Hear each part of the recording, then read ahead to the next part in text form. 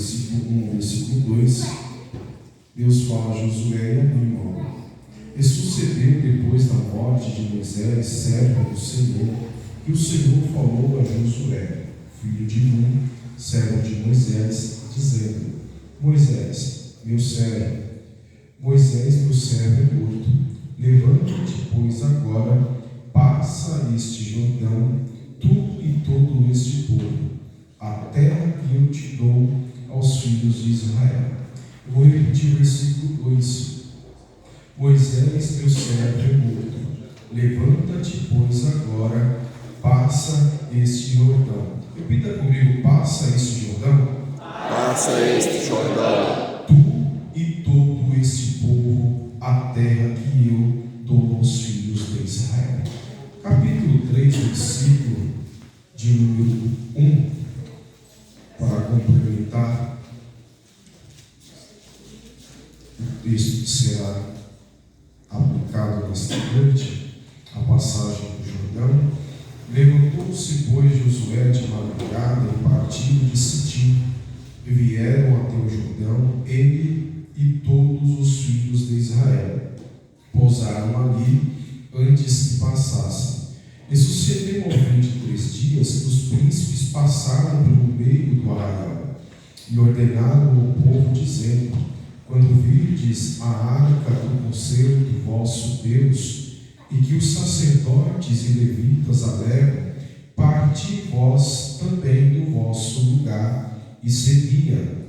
Haja contudo distância entre vós e ela, com a medida de 2.000 côvados, e não vos chegueis a ela, para que saibais o caminho pelo qual haveis de ir, porquanto por este caminho nunca passastes antes. Disse Josué também ao povo: santificai-vos, porque amanhã fará o Senhor maravilhas no meio de vós. Amém?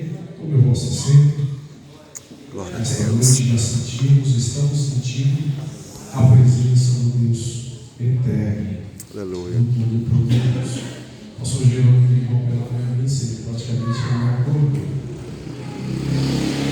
Não é, pastorzão? E aí o convite veio, e não tem como dizer não. E aqui nós estamos. Nós temos também um trabalho lá na nossa igreja hoje. Nós estamos no mês da família e reunimos toda a família da igreja, todas as famílias da igreja para estar orando. Os irmãos estão lá orando, se dedicando, fazendo a vontade do Senhor. E nós estamos aqui também para fazer a vontade do Senhor. Esse texto que nós lemos, Josué capítulo 1, 2 e 3, é um texto muito conhecido dos irmãos e fala da sucessão ao seu início, da qual Deus havia escolhido Josué para ser aquele que continuaria a caminhada com o povo judeu, o povo de Israel, para a terra prometida. Capítulo 1, versículo 1 e versículo 2, mais precisamente, Deus ele vem animando Josué. Quando nós olhamos no contexto final, no versículo 1 ao versículo 10, mais precisamente, Deus ele usa algumas palavras para alegrar o coração do Josué. E Deus ele usa a expressão não temas. Deus ele usa uma outra expressão, anima-te. Deus ele usa algumas expressões para dar o conselho a Josué, dizendo: medita na minha lei de dia e de noite, porque assim você será próspero. Deus lhe dá algumas diretrizes para Josué, e Josué ele tinha agora uma responsabilidade muito grande. E responsabilidade de conduzir o rebanho não é fácil. Responsabilidade de liderar não é fácil, porque podemos estar em meio a muitas pessoas. Você pode estar no meio de muitas pessoas, mas sempre vai existir um momento da nossa caminhada, você que é líder, escolhido, vocacionado e chamado por Deus, sempre vai haver um momento em que nós vamos nos sentir sozinhos. E nesse momento, se não for Deus para falar conosco, o que será de nós? Santo Josué Deus. se sentia em um momento totalmente temeroso. E Deus, ele, pela sua graça e misericórdia, falou com Josué. E quando Deus ele vem falando com Josué, Deus anima tanto o espírito de Josué a tal ponto de confirmar a mesma promessa que havia dito para Moisés, que Josué era aquele que iria conduzir o povo à terra prometida. E um dos estágios que Josué, mais precisamente nesse contexto bíblico, ele teria que vencer com o povo, era o estágio do Jordão. Quando nós olhamos os 3 primeiros capítulos do livro de Josué, o maior obstáculo que Josué teria era passar o rio Jordão. E quando nós olhamos para a Bíblia Sagrada, nós vamos identificar somente 3 vezes que o povo passa por meio das águas. A primeira vez foi lá em Êxodo capítulo 14, quando Deus permite com que Moisés seja útil na sua presença para liderar o povo e fazer o povo passar pelo meio do Mar Vermelho. Perceba que a primeira passagem é uma passagem para livramento. Repita comigo: livramento.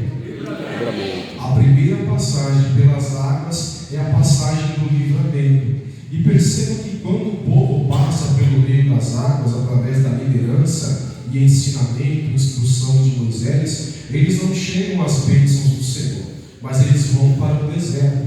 E é o estágio que o povo precisava passar para aprender, crescer e ter maturidade diante do Senhor.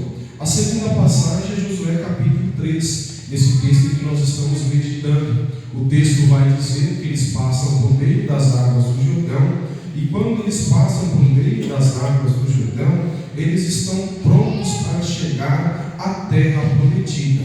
Logo nós entendemos que a segunda passagem pelas águas simboliza a ida ou o abraço que Deus permite nos dar para com as bênçãos que Ele tem preparado para o seu povo. Se a primeira passagem é a passagem do livramento, a segunda passagem é para receber as bênçãos do Senhor. Perceba que, quando nós vamos mais à frente no texto bíblico, lá no livro de 2 Reis, mais precisamente no capítulo 2, vai nos dizer acerca da terceira passagem.